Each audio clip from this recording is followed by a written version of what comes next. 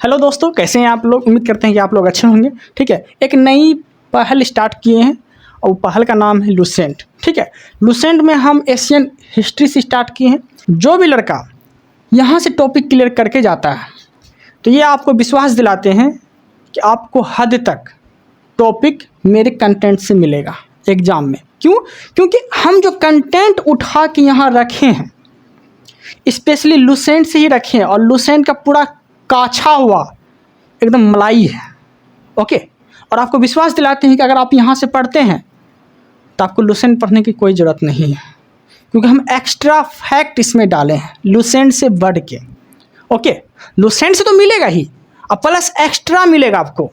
ठीक है, तो पहला क्लास ये एशियन हिस्ट्री का क्लास है। आपको ये विश्वास दिलाते हैं कि अगर यहाँ से पढ़ते हैं तो आपको दोबारा लुसेंट पढ़ने की कोई आवश्यकता नहीं है। ओके, तो चलिए इस वीडियो को कंटिन्यू करते हैं, और आप लोग भी कंटिन्यूटी बना के रखिएगा ताकि मेरा मोटिवेशन लेवल हाई रहे, ताकि आप लोग को हम अच्छे से समझा सके, अच्छे से पढ़ा सके।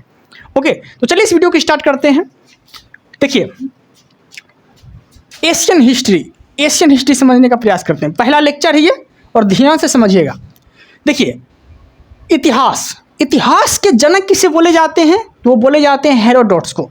हेरोडोटस को जो है इतिहास के जनक बोले जाते हैं। ओके, हेरोडोटस की एक पुस्तक है जिसका नाम है हिस्टोरिका। क्या है? हिस्टोरिका। और हिस्टोरिका एक यूनानी भाषा का शब्द है। हिस्टोरिका यूनानी भाषा का शब्द है, और इसका अगर अर्थ की बात अगर बोलेंगे तो इसका अर्थ होता है अन्वेषणों से प्राप्त ज्ञान। ठीक है, अन्वेषण होता है ना, अन्वेषणों से प्राप्त ज्ञान। ठीक है, तो यहाँ तक कोई दिक्कत नहीं है। अब देखते हैं आगे। आपसे अगर बोल दिया कि प्रथम यूनानी इतिहासकार कौन थे, तो आप बोल सकते हैं हेरोडोटस। कौन थे? हेरोडोटस को प्रथम यूनानी इतिहासकार माने जाते हैं।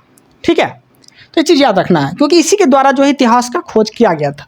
और इतिहास का पुस्तक आप हेरोडोटस का पुस्तक की बात बोले तो हिस्टोरिका। ओके, उसके बाद जो है हेरोडोटस की सांस्कृतिक नाम बोलेंगे, अगर संस्कृत में अगर नाम बोलेंगे तो इसे ना हरिदत्त कहा जाता है। क्या कहा जाता है? हरिदत्त। तो एग्जाम के लेवल से आपसे ऐसे क्वेश्चन पूछ सकता है कि हरिदत्त किस इतिहासकार का नाम है, किस लेखक का नाम है, किसका नाम है? तो क्या बोलेंगे आप? हेरोडोटस। ठीक है, यहाँ तो कोई दिक्कत नहीं है। राष्ट्रीय मानव संग्रहालय, अब यहाँ से हम आगे बढ़ना स्टार्ट करते हैं। राष्ट्रीय मानव संग्रहालय, ठीक है, राष्ट्रीय मानव संग्रहालय कहाँ पे है? तो वो है भोपाल में। कहाँ पे है? भोपाल में है। हम जिस तरह से लेके चल रहे हैं ना, बस उस तरह से लेके चलिए। ठीक है, विश्वास दिलाते हैं, बस थोड़ा सा आप विश्वास कर लीजिए मेरे पे। आपको विश्वास दिलाते हैं कि एग्जाम में यहाँ से क्वेश्चन गिरेगा। ओके, तो राष्ट्रीय मानव संग्रहालय कहाँ होता है, कहाँ पड़ता है? तो भोपाल में। ठीक है, भोपाल में राष्ट्रीय मानव संग्रहालय है। और भारत भवन बोलेगा आपसे, तो भारत भवन जो है वह भोपाल में ही है। ठीक है, तो राष्ट्रीय मानव संग्रहालय और भारत भवन दोनों भोपाल में पड़ता है। और भारत कला भवन अगर बोल दिया आपसे तो वाराणसी में पड़ता है। और वाराणसी कहाँ है? तो यूपी में है। ओके, वाराणसी कहाँ है? तो यूपी में है। और भारतीय पुरातत्व सर्वेक्षण, पूरा का अर्थ क्या होता है पता है? पूरा का अर्थ होता है प्राचीन। पूरा का क्या अर्थ होता है? प्राचीन। सर्वेक्षण मतलब कि खोज बोल सकते हैं। ठीक है, तो पूरा का अर्थ होता है प्राचीन। जो इसका गठन किया गया था, भारतीय पुरातत्व संबंधी तत्व का जो गठन किया गया था, ये कब किया गया था? तो ये किया गया था 1861 में। 1861 में गठन किया गया था इसका। और इसके जनक किसे माने जाते हैं? तो अलेक्जेंडर कनिंघम को इसके जनक माने जाते हैं। किसके? पुरातत्व सर्वेक्षण के जनक। ठीक है, तो आपसे एग्जाम में ऐसे ही पूछ सकता है कि पुरातत्व सर्वेक्षण के जनक किसे बोले जाते हैं? तो अलेक्जेंडर कनिंघम को बोले जाते हैं। ठीक है, आगे देखते हैं। भारतीय पुरुष के कुछ उपनाम हैं। प्राचीन जो पुरुष आते हैं, जो भी है सारा इस उपनाम इसमें जानेंगे। तो प्राचीन पुरुष के उपनाम, ठीक है, जिसमें कि पहला नाम जानेंगे हम भारत का मैकियावेली। भारत का मैकियावेली किसे बोलते हैं? तो बोलते हैं चाणक्य को। ठीक है, भारत का मैकियावेली चाणक्य को बोला गया है। ठीक है, जब मौर्य वंश आप जब पढ़ेंगे तो उसमें चाणक्य जो रहता है इसे विष्णुगुप्त ही बोला जाता है, जो कि चंद्रगुप्त मौर्य का ये पीएम होता है। चंद्रगुप्त मौर्य के दरबार में ये पीएम रहता है। क्यों? क्योंकि चाणक्य के द्वारा ही चंद्रगुप्त मौर्य अपने गद्दी पे बैठता है धनानंद की हत्या करके। ओके, तो वो जब हम पढ़ाएंगे तब हम बता देंगे और एक्स्ट्रा। ठीक है। भारत का आइंस्टीन, भारत का आइंस्टीन किसे बोला जाता है? तो वो बोलते हैं नागार्जुन को। नागार्जुन को भारत का आइंस्टीन बोलते हैं, याद रखिएगा। और भारत का कांट, भारत का कांट किसे बोलते हैं? कांट, नया शब्द आपको सुनने मिला होगा, कांट। तो भारत का कांट जो बोलते हैं वो धर्म कीर्ति को बोलते हैं। क्या बोलते हैं? धर्म कीर्ति को भारत का कांट बोलते हैं। ठीक है। भारत का मिल्टन, भारत का मिल्टन की अगर बात बोलेंगे तो भारत का मिल्टन जो बोला गया है वो बोला गया है अश्वघोष को। किसे बोला गया है? अश्वघोष को बोला गया है भारत का मिल्टन। यहाँ तक कोई दिक्कत नहीं है। भारत का शेक्सपियर, भारत का शेक्सपियर की बात बोले तो भारत का शेक्सपियर जो है कालिदास को बोला गया है। भारत का न्यूटन, भारत का न्यूटन जो है ब्रह्मगुप्त को बोला गया है। भारत का न्यूटन ब्रह्मगुप्त और भारत का शेक्सपियर कालिदास। कालिदास को भारत का शेक्सपियर इसलिए बोला गया है क्योंकि ये ना हमेशा रोमांटिक किताब ही लिखता है, जैसे कि मालविका अग्निमित्रम, शकुंतला, ये सब सारा जो लिखा है ना ये कालिदास के द्वारा ही लिखा गया था। सारा प्रेम प्रसंग घटना सारा लिखता था। कौन? तो कालिदास। इसलिए ना भारत का शेक्सपियर जो है कालिदास को बोला गया है। ओके देन, भारत का न्यूटन बोलेगा तो ब्रह्मगुप्त। भारत का अगर सिकंदर बोल दिया तो अलाउद्दीन खिलजी, अलाउद्दीन खिलजी को भारत का सिकंदर बोला गया है। ऐसा क्यों? क्योंकि भारत का सिकंदर ये इसलिए अपने आप को मानते थे क्योंकि सिकंदर तो थे रियल में जो सिकंदर थे जो कि विश्व विजेता कहे जाते थे। कौन? तो सिकंदर। तो ये ना अपने आप को ना विश्व विजेता घोषित करने का प्रयास किया। ये भी सोचा कि हम जो है पूरा विश्व जीत के अपने आप को भारत का सिकंदर कहलाएंगे, भारत का सिकंदर हम हैं। इस तरह से अपने आप को ये घोषित किया। उसके ऊपर सिकंदर के अकॉर्डिंग ये ढालने का प्रयास किया, इसीलिए उसके नाम पे ये भारत का सिकंदर इसे आप बोल सकते हैं। ठीक है, भारत का सिकंदर अलाउद्दीन खिलजी को। और अलाउद्दीन खिलजी के द्वारा बहुत सारा कर भी लगाया गया था, जैसे कि जजिया, जकात, खुम्स, खराज, चरी, घरी, ये सब जो कर था ये सब अलाउद्दीन खिलजी के द्वारा लगाया गया था। जब हम खिलजी वंश पढ़ाएंगे तो उस वक्त हम आपको बता देंगे और भी एक्स्ट्रा फैक्ट। ओके, आगे देखते हैं। भारत का ग्लेस्टोन, भारत का ग्लेस्टोन किसे बोला गया है? तो भारत का ग्लेस्टोन बोला गया है दादा भाई नौरोजी। दादा भाई नौरोजी को ओल्ड मैन बोल सकते हैं आप। ठीक है, भारत का वृद्ध पुरुष, भारत का वृद्ध पुरुष कौन है?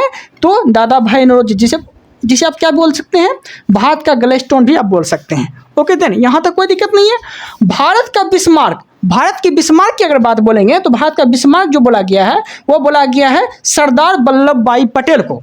ठीक है, सरदार वल्लभ भाई पटेल को भारत का बिस्मार्क बोला गया है। ओके, भारत का मार्टिन लूथर किंग, भारत का मार्टिन लूथर किंग की बात बोलेंगे तो वो बोला गया है वो किसे बोला गया है? भारत का मार्टिन लूथर, तो वो बोला गया है दयानंद सरस्वती को। ठीक है, दयानंद सरस्वती को बोला गया है।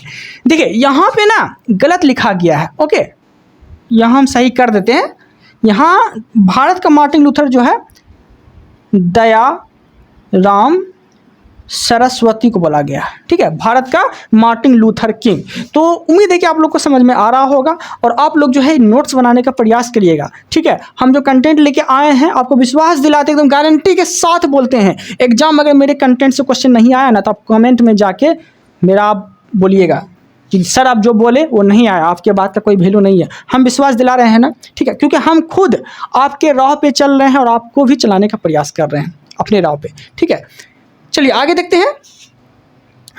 यहां तक कोई दिक्कत नहीं है। भारत का कोकिला, भारत का कोकिला किसे बोला गया है? तो बोला गया सरोजिनी नायडू को। सरोजिनी नायडू को भारत का कोकिला बोला गया है। ओके, तो यहां तक कोई दिक्कत नहीं, यहां तक तो उम्मीद है कि आप लोग को समझ में आ गया होगा।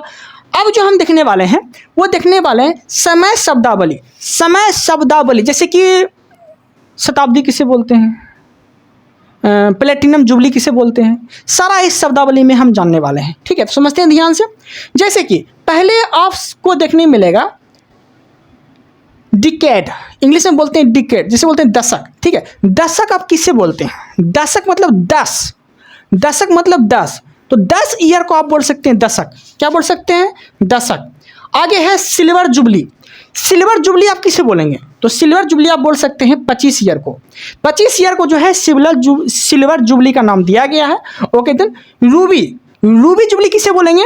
तो रूबी जुबली जो बोलेंगे वो बोलेंगे आप 40 ईयर को, 40 ईयर को आप बोल सकते हैं रूबी जुबली। ओके, यहाँ तक कोई दिक्कत नहीं है। गोल्डन, गोल्डन जुबली किसे बोलेंगे? गोल्ड, तो गोल्डन जुबली बोल सकते हैं आप 50 ईयर को, 50 ईयर को गोल्डन जुबली बोला गया है, कोई दिक्कत नहीं है यहाँ तक। डायमंड, डायमंड जुबली किसे बोलते हैं? तो वो बोलते हैं 60 ईयर को, 60 ईयर को डायमंड जुबली बोलते हैं। क्या बोलते हैं? Diamond jubilee, diamond jubilee 60 year को। ओके, उसके बाद आता है प्लेटिनम, प्लेटिनम जुबली किसे बोलते हैं?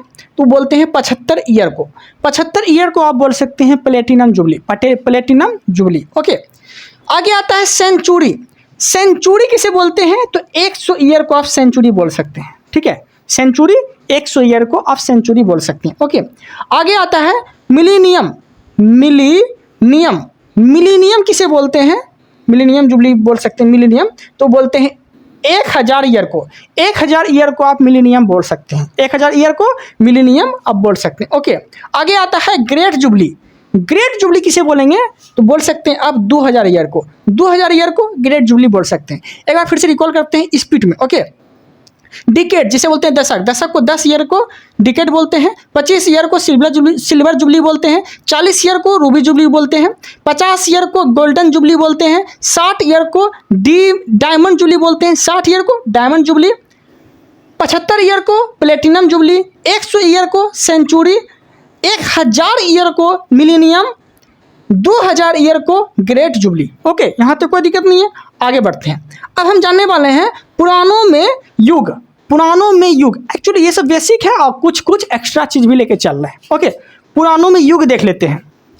देखिए, पुरानों में युग की बात बोलेंगे तो पुरानों में जो युग था ना वो टोटल 4 गो युग था, ठीक है। हम किस युग में जी रहे हैं? तो हम हैं कलयुग में। तो वैसे ही सतयुग था, द्वापर कहते हैं ना, सतयुग था, द्वापर युग था, ठीक है, त्रेता युग था, सारा जानेंगे हम इसमें। तो पुरानों में युग कितना था टोटल? तो 4 गो युग था, 4 भागों में से बांटा गया है। जैसे कि पहला हो गया सतयुग, पहला हो गया सतयुग जिसे बोलते हैं कृतयुग, आप सतयुग या कृतयुग भी आप बोल सकते हैं। ओके, दूसरा हो गया त्रेता युग, दूसरा त्रेता युग, तीसरा हो गया द्वापर युग, तीसरा द्वापर युग, और चौथा हो गया कलयुग, चौथा हो गया कलयुग, जो कि हम आज के समय में जी रहे हैं कलयुग में। ओके, ये चारों युग जो है, ये चारों युग जो है ये क्रम में है। क्या है? क्रम में है। तो क्रम में आप याद रख सकते हैं, पहला सतयुग या कृतयुग, दोनों एक ही बात है, त्रेता युग दूसरा, तीसरा द्वापर युग, चौथा कलयुग, ठीक है। ये चौथा युग जो है ये कलयुग है और ये अंतिम युग है। ओके, उसके बाद जो है कलयुग का जब समाप्ति हो जाएगा, नरसंहार जब हो जाएगा, क्योंकि भगवान कृष्ण का तो 10वां अवतार कल्कि है, कलयुग में कल्कि, तो जब नरसंहार सब कुछ जब समाप्त हो जाएगा तो फिर से वो सतयुग आना स्टार्ट हो जाएगा। ओके, तो ये जो सतयुग, द्वापर युग, त्रेता युग, ये सब जो क्रम देखे ना, क्रम में सतयुग, त्रेता युग, द्वापर युग जो देखे क्रम में, ये क्रम में कर्म की जो जानकारी मिलती है, चारों कर्म की जानकारी ये मिलती है विष्णु पुराण में, ठीक है। तो आपसे क्वेश्चन पूछेगा एग्जाम में कि किस पुराण में चारों पुराणों युग की जानकारी मिलती है? सीधी सी बात है, पुराणों की युग की जानकारी कर्म में किस पुराण में मिलती है? तो मिलती है विष्णु पुराण में। यहाँ तो कोई दिक्कत नहीं है। ओके, यहाँ तो कोई दिक्कत नहीं है। अब देखिए, अब इसी युग में आपको कृष्ण के अवतार देखने को मिलेंगे, कृष्ण भगवान के अवतार देखने को मिलेंगे। तो कृष्ण भगवान के जो अवतार है ना, ये टोटल 10 अवतार है, टोटल 10 अवतार है, जो कि 10 अवतार को हम सीक्वेंस में समझने का प्रयास करेंगे, ये 10 अवतार को, ठीक है। जैसे कि सतयुग पहले था, जिसे बोलते हैं कृतयुग। कृतयुग या सतयुग में 4 अवतार लिए हैं। कौन? तो भगवान कृष्ण जी है, कृष्ण जी टोटल 4 अवतार लिए हैं। ओके, जैसे कि पहला अवतार क्या था? तो पहला अवतार जो लिया था वो जल में लिया था, जैसे कि मछली, जिसे बोलते हैं मत्स्य अवतार जो था ये भगवान कृष्ण का पहला अवतार था। यहाँ तक कोई दिक्कत नहीं है। दूसरा था कुम्भ। दूसरा क्या था? कुम्र अवतार। ओके, और तीसरा जो था यह था बड़ा अवतार। क्या था?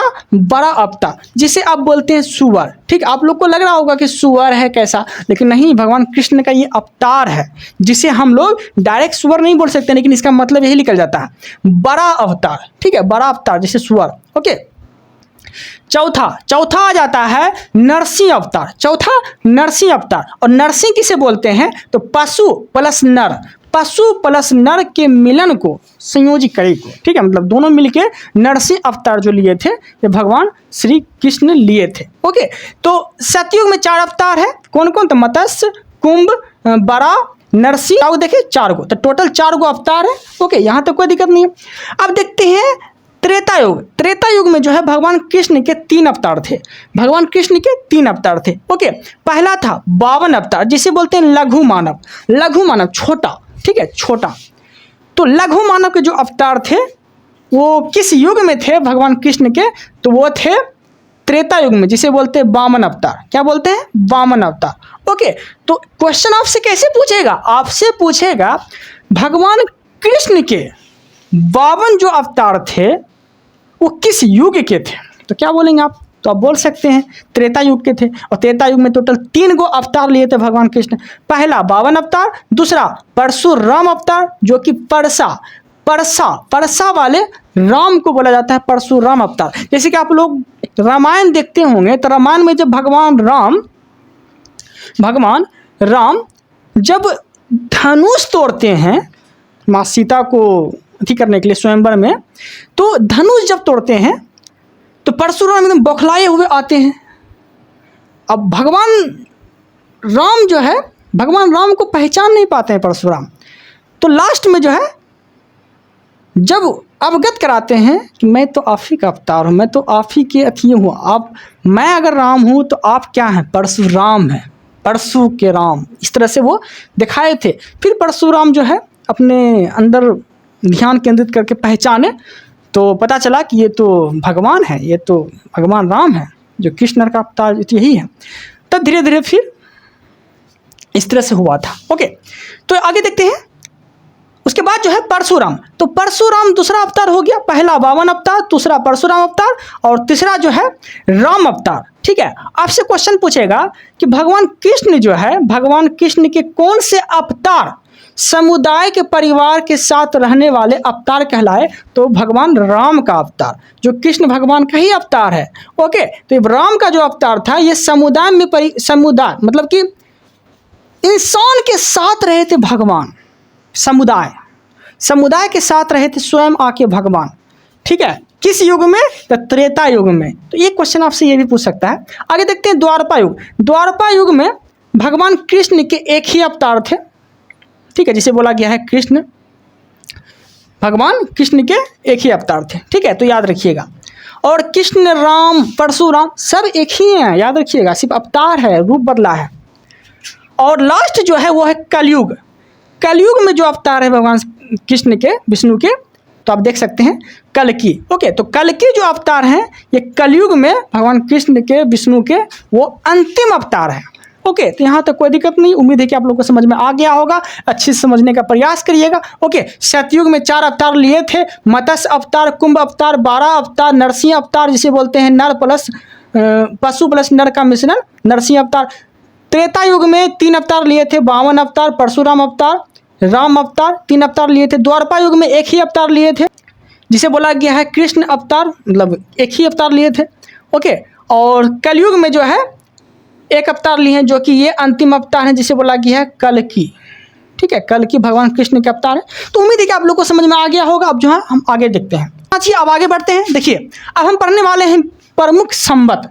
प्रमुख संवत के बारे में हम लोग जानने वाले हैं। प्रमुख संवत में हम जानेंगे पहला विक्रम संवत। विक्रम संवत का जो प्रारंभ हुआ था ये 57 से 58 BC में हुआ था। BC और AD में।